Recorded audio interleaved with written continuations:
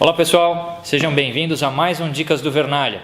Esse é o Dicas do Vernalha número 11, terceira edição agora já em 2013. Vamos o ano inteiro, espero que eu consiga aí continuar tendo algumas brechas na agenda de trabalho, de vez em quando para gravar alguns episódios, para tocar o ano inteiro com essa periodicidade. Vocês me desculpem se em algum momento houver alguma falha, mas a ideia é continuar o Dicas do Vernalha semanalmente daqui em diante. Então esse é o Dicas do Vernalha número 11. Eu sou o Armando Vernalha Júnior.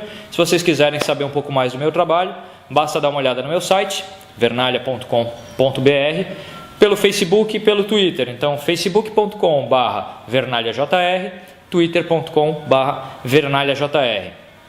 Hoje eu resolvi trazer um outro tema fotográfico para a gente conversar, que é o uso de reflexos dentro, digamos assim, de uma narrativa de fotografia, de vídeo ou de cinema. O como a gente usar superfícies reflexivas, seja um espelho, um carro, uma poça d'água, uma janela, como a gente pode, digamos assim, utilizar esse tipo de superfície dentro de uma fotografia. A gente falou um pouco já de fotografia noturna, por exemplo, que é um tema, e eu costumo dizer que o reflexo, para mim, é também um tema. E é um tema muito querido, eu gosto bastante de trabalhar com a fotografia de reflexos. Toda vez que chove, eu saio por aí procurando poças d'água para buscar uma forma diferente de enquadrar a cidade, uma forma diferente de ver o que temos à nossa volta. Normalmente nós observamos o mundo muito de um ponto de vista fixo. Do momento que nós somos adultos e atingimos a nossa estatura final, nós observamos o mundo por esse ponto de vista, por essa altura fixa. E é interessante quando a gente começa a explorar uma ideia de que a gente vai ter que abaixar, ficar rente ao chão para obter uma imagem, ou grudar numa parede de vidros para conseguir uma imagem. Enfim, algo que nos tire dessa zona de conforto e acaba proporcionando imagens absolutamente fantásticas. Vou passar algumas imagens para que vocês vejam, e ao longo delas eu vou comentar algumas questões que eu acho interessantes visualmente dessas fotografias. E aí, quem sabe, vocês com algumas dessas ideias podem aí sair para a rua e desenvolver um trabalho muito legal com reflexos. Vamos ver algumas fotos e ver o que vocês acham depois. Vamos começar com uma foto do Memorial da América Latina, aqui em São Paulo. Uma das obras, pessoalmente eu sou suspeito para falar, eu sou bastante fã do trabalho do Oscar Niemeyer, sempre gostei muito.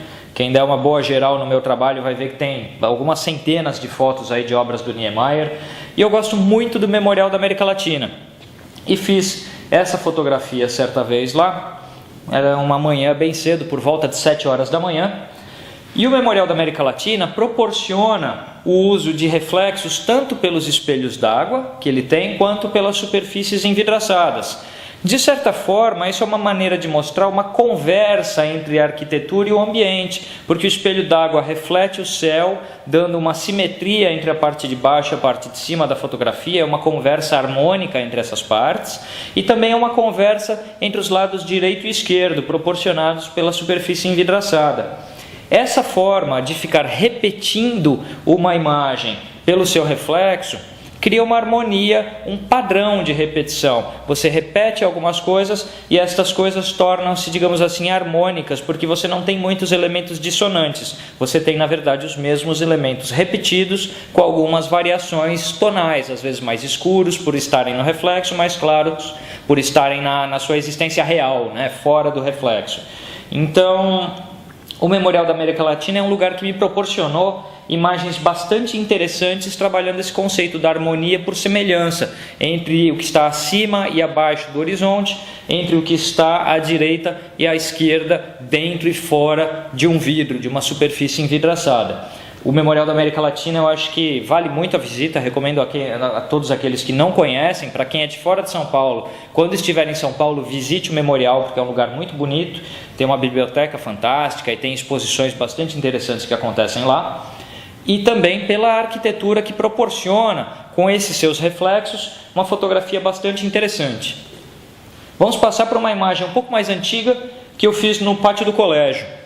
O pátio do colégio, que é parte do Centro Histórico de São Paulo, ali São Paulo começou, evoca para mim historicamente aquela coisa de a São Paulo antiga, São Paulo da Garoa, como às vezes a gente conversa com algumas pessoas mais antigas, elas vêm com aquela imagem de uma São Paulo que tinha um chuvisco, né? Não eram esses temporais cataclísmicos que acontecem atualmente, e aí você tinha uma imagem um pouco romântica da cidade.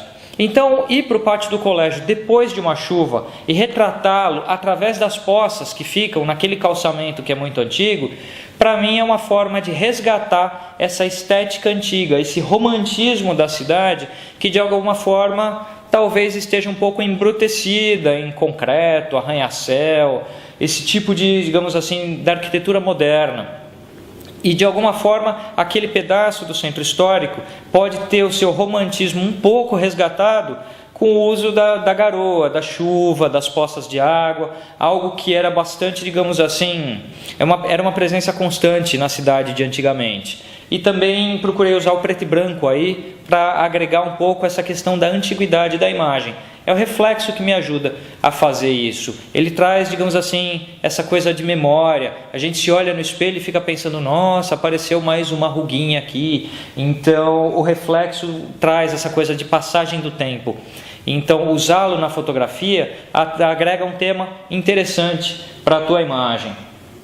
Vamos para mais uma foto aqui, uma que eu fiz também no centro de São Paulo, Viaduto de Santa Ifigênia. O que acontece aí? A gente tem um pouco da cidade, o skyline da cidade ao fundo, nós temos um traço arquitetônico diferenciado no viaduto, que são as laterais dele em estilo Art Nouveau, muito interessante, mas a parte de baixo da fotografia, ela perde um pouco de vida naturalmente ali. A gente tem muito chão. Para ter esse enquadramento que eu busquei com essa foto, a gente acaba tendo uma área bastante grande de chão na fotografia. E esse excesso de chão ficaria um pouco monótono. Essa poça d'água que aí aparece é providencial, porque ela ajuda a refletir partes da cena, reflete essa pessoa que está andando pela calçada à esquerda, que é só uma silhueta que a gente mal vê, mas que quando percebe ela está ali e está no reflexo também.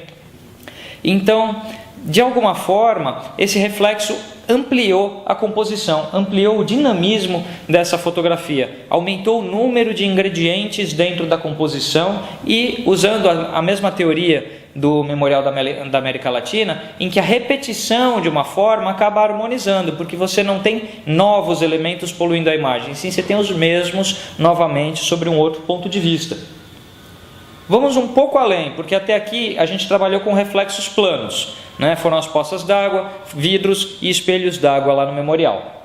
Vamos para um reflexo distorcido, aqui nesta foto da Estação da Luz. É a Estação da Luz, também Centro Histórico de São Paulo, e eu estou usando o reflexo no capô de um carro. É um Morris, né? Um carro antigo.